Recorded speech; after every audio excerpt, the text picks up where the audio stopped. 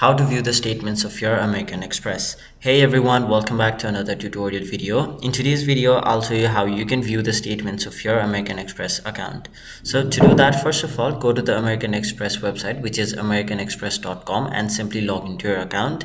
Now once you've logged in, your homepage will look somewhat like this, where you'll have to basically tap on the second tab on the top side, which is statement. Now tap on the option view statement activity. Now you will be redirected to another page where if you scroll down, you can select the date range first of all. So it may be your latest transactions or year to date.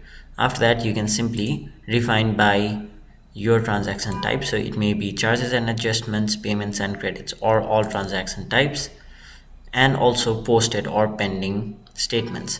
So if you want to download or print your statements, you can simply do so by tapping these options right over here. So for now, I'll simply choose download and then tap on the option download, and then as you can see, this is my statement right over here. And as you can see, that is basically how you get the statement of your American Express. So that was it for this video. Hope this video was helpful to you guys, and if it was, make sure you like this video and subscribe to our channel so that you don't miss out on further videos such as these.